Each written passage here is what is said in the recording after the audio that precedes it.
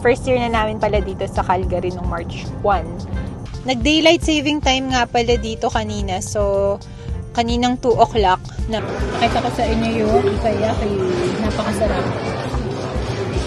Kumusta na nga ba kami after 1 year? Nothing comes easy.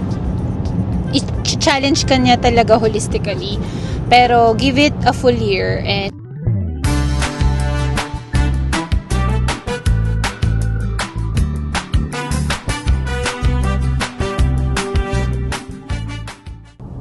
good morning guys! Kumusta kayong lahat?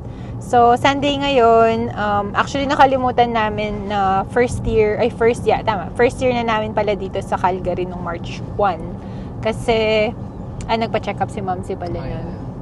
So, nawala na sa isip namin hanggang last week na-realize ko, March 1st nga pala yung first year namin dito sa Calgary. So, konting kain sa labas, saktong kain lang. Sa favorite restaurant namin. All-time fave, Kinjo, dito sa Calgary. Kasi napakasarap nung food nila, malasa. Japanese food yan, and then affordable pa kumpara sa ibang restaurant. So, kanya-kanya naman tayong panlasa, pero sa amin, gustong-gusto talaga namin siya, binabalik-balikan. Also, si Ma'am C is first year din niya dito sa Calgary noong March 6, tama. Kasi March 5 siya lumapag sa Vancouver.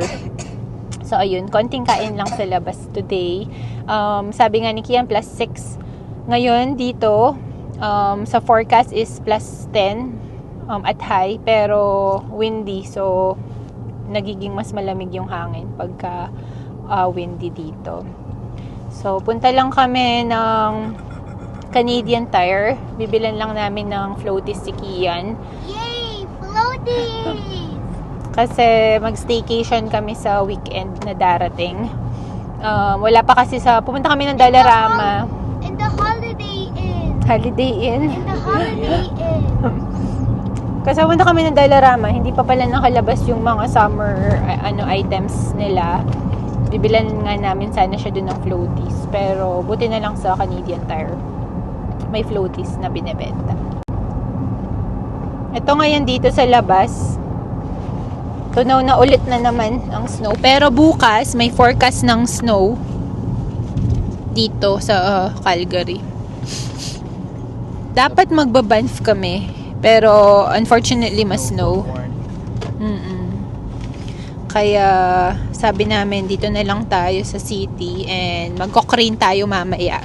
Yung famous na ice cream na pinuntahan namin noong summer. Matagal na rin kami din nakakapunta dun. Plus 6 here, and we're going to Cochrane later, and it's cool. So come with us to the ice cream in Cochrane. It's not that layo. It's what? Half an hour. What? Half an hour drive. And it's 6 degrees. It's hotter here. And it's gonna snow tomorrow. Bye! Nag-daylight saving time nga pala dito kanina. So, kaninang 2 o'clock, nag-move siya ng an hour. So, 3 o'clock na. Kagising namin, 8 o'clock yun. Supposedly, pero dahil sa daylight saving is 9 o'clock na. Kaya medyo kulang-kulang tayo ng isang oras ngayon. Ayun, kaya nag-decide na rin kami na hindi na lang mag-Banff today. Kasi may pasok din ako, tsaka si Kian tomorrow. Hi! Hi! We're here in Canadian Tire. Nandito kami guys sa Canadian Tire na. Sama ko kayo sa loob. Tingin kami ng floaties. Grabe yung windy oh. Ayan oh. Sobrang hangin. Floaties! Super windy. Ito pala guys. Ito yung nakita naming floaties. Oh yeah, it is. Inflatable kaya mura. Harang Dollarama. It's cheaper, right? Yeah, $2. Kasi mas mahal tong mga to eh. Itong This, na. Parang may foam sa loob. look, 33 to 55 pounds. Life jacket pala. I know. I'm 40 pounds. You are, yeah. So, Si Kian lang. that cost Bababad si 90 Kian. to Nakalabas na guys yung mga pang-camping. Ayan oh. Malapit na kasi camping season na. Ayan. Yung mga naghahanap dyan ng pang-camping. Pero pignan po natin. Ayan.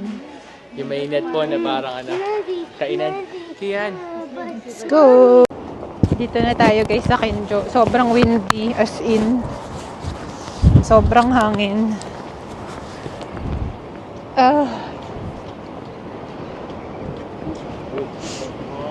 Sobrang windy nga. Hindi ko lang kung naririnig nyo pero nilagyan ko ng cover yung sa microphone eh. So, against the wind. Grabe. Pasok na kami. it covers the wind. Yeah. Super windy. Ayan, dito na ulit tayo. Alam ko, sawang-sawa na kayo sa vlog ko dito, pero masarap kasi talaga dito. Tara. Halos kakatapos lang ng breakfast, hindi nga. Let's go na.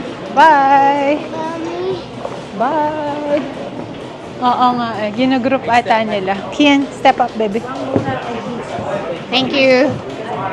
Ayun, no? Dito tayo, guys. Ayun, naghahanap lang kami ng order. Hiningi rin namin yung breakfast menu kasi gusto namin yung packet sushi na sa breakfast lang kasi siya. Isang ganun. And then, bibigyan nila kayo ng checklist na ganito. wait.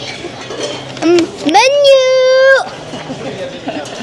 And then, i-check nyo lang. At saka may menu na may pictures din. Mommy, what's this salt for?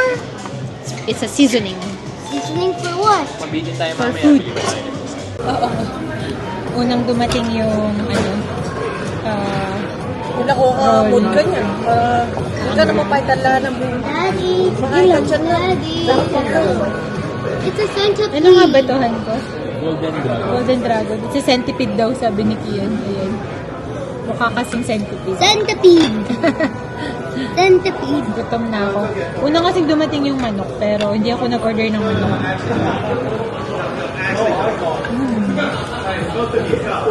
Sakto lang.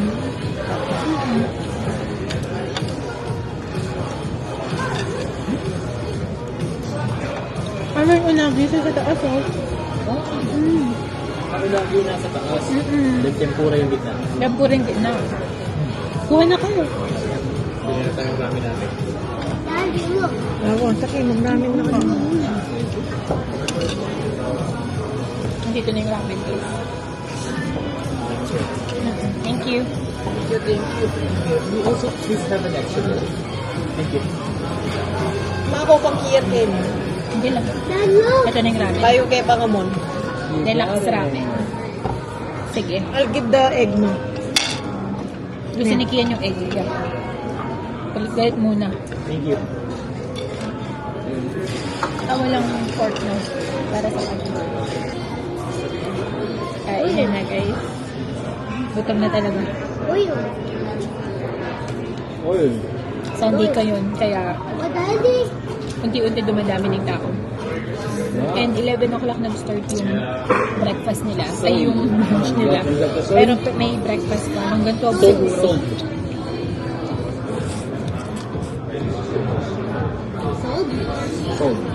Oh, you got sold. Galit-galit muna. Gutom na kami. Meron for breakfast 11 to 12 pa yata. Ito yung paborito namin. Mommy, is this yours? Is this Mommy? No, you can have it No, too. no. It's for everybody. Ayan. Unti-unti na po nagdadatingan yung mga order. Eto, baby ko. Thank you. Baby, this is for you. Pakita ko sa iyo. Thank you. Appreciate it. Yan. Mamsi, hi! Huli. Momsy. Ayan, ito lang naman yung order namin. Everybody. Yeah, you can have it. Tempura.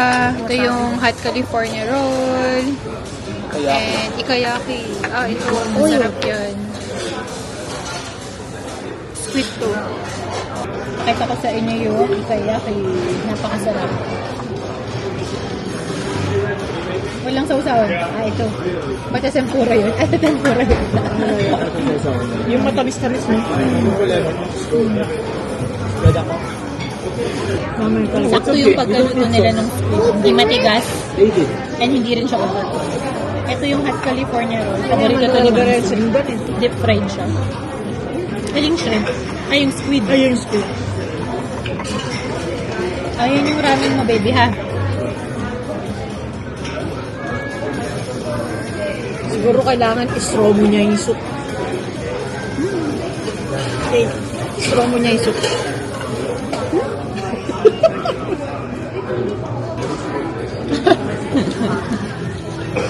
Pinaghati-hati ko yung pocket sushi.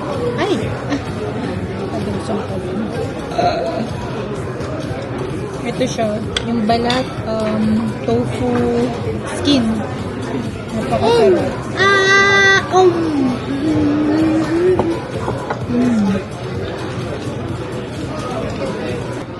Manamis-namis guys. Napakasarap. I wish ilalagay nila to sa lunch menu. Kasi masarap siya. Ito is avocado. Pero yung nagdadala is yung sarap ng tofu skin. Napakasarap talaga. Binigay ko kay Mansi yung isa yung salmon. Kasi yun yung gusto niya.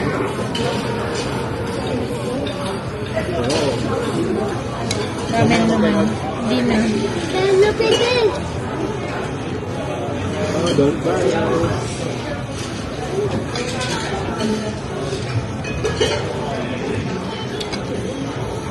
Sakto lang order namin. At least hindi mabibinge. Brunch na rin to eh. Lagyan mo ganito, ang sarap. Last bite namin ni Ivan. Cheers na, Han. Cheers! Haba. Tapos na rin kaming kumain sa Kenjo. Sobrang busog namin. So, ayun nga, March 1st, first year namin dito sa Calgary. So, kumusta na nga ba kami after 1 year? So, dun sa mga balak ding maglipat na kamukha namin, na ginawa namin. So, give yourself some time. Moving sa ibang city or province is mahirap talaga. Sabi nga natin comes easy. I-challenge ka niya talaga holistically. Pero give it a full year. And kahit sa mga sinong nakakausap ko, yun din yung sabi nila. Kasi syempre lalo na kung gaano katagal na kayo nagstay sa ibang province. Kami, a decade, more than a decade sa Manitoba. So, malaking adjustment din talaga siya. Pero ito yung ginusto namin. And sa paghahanap ng work, syempre sa lahat naman is mag-a-adjust. Mostly, masasabi ko is yung pakikisama dahil bago na naman yung mga papakasamahan mo tsaka yung maghahanap ka ng gusto mo talaga na work. And it takes a while para mahanap yun. And so, parang maging kind kayo sa sarili nyo sa process na yun. Also, yung pag-a-adjust dahil hindi nyo naman kabisado agad yung lugar na pupuntahan na bago. Kung yung before na pinanggalingan nyo, kabisado nyo na kahit walang Google Maps, dito mag-start ka talaga. Kami, puro Google Maps kami nung mga una. Pero yung mga usual na pinupuntahan namin, alam na namin, syempre yung work, yun, hindi mo na kailangan mag-Google Maps doon. Pero kapag may mga pinupuntahan pa rin kami ng mga bagong pasyalan, kailangan pa rin talaga yung Google Maps. Lalo na dito sa Calgary is, sobrang laking city niya. Like, northeast, ang laki niya itself, northwest, southeast, southwest. So, kailangan talaga ng Google Maps. And everything is through highway. Kaya napakabilis nung patakbo rin. Dati kasi yung patakbo lang namin is 60 for the most part. Kung makikilibre ka is 80 nga ba? 80 doon ano. So, dito is 100, 110, ganun yung mga patakbo sa daan. Sa lifestyle, syempre is nag-iba kasi dito every weekend, there's always something going on sa city dito. Dito as in, madami talaga. Buhay na buhay talaga yung city kasi napakalaking city ng Calgary. Ayun. So, yun lang yung nakita kong mga ano na. Madaming challenges talaga. Like, masusubukan talaga ikaw physically, mentally, emotionally. Pero give it a year. Give it a year kasi nag-a-adjust ka pa, nag-a-adapt ka pa sa new environment mo. Also kay Kian, syempre, school pala, yun. Mommy. Nag-a-adjust din yung bata kasi nasa age na siya na alam na niya kung anong nangyayari. 6 years old na si Kian. Nung pumunta kami dito, 5 years old siya. So, yun. Isa pa palang adjustment yun. Pati si Mamsi, nag-adjust din siya lalo from sa Pinas nung magpunta siya dito kasi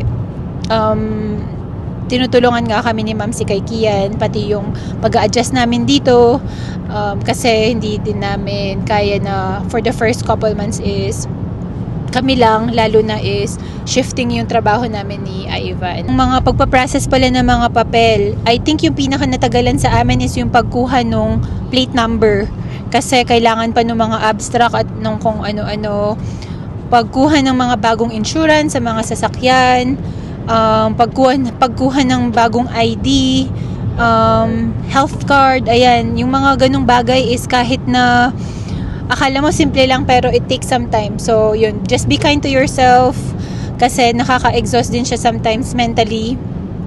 Siyempre, alam naman natin, mental health is wealth.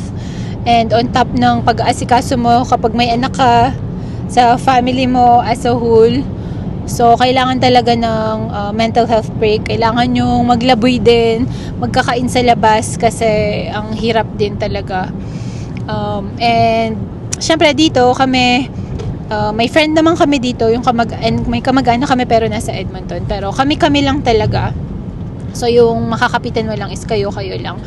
Ano pa ba yung mga pinrases natin? Kahit yung kay Kian kasi kailangan ng mga proof of address, mga ganun sa school. So, ayun. Mga papel sa work para ma-transfer hours. Oo, papel pa din sa work. Kasi tinatransfer din namin yung mga hours namin, ganon. Kailangan din ng mga immunization status. So, yung mga ganong bagay. Kapag nag-start ka sa bagong city, sa bagong province, is given naman yung mga ganon eh. Dapat, kahit akala mo minsan napaghandaan mo na siya, pero pagdating mo is, yun yung sasampal sa mukha mo. Pero, ayun, yun lang naman. Madami tayong matututunan sa mga ganong mga pagkakataon. So, yung pang mga transfer ng mga addresses, kami kasi yung ginawa namin is, pinahold namin yung mga transfer ng address through Canada Post. So, for redirection pala, for 3 months. 3 ba? 6 months? 3? 6 months? 6 months nga yun. Okay na yun. It will give you some time yung 6 months para matawagan nyo lahat ng mga credit card company, bangko,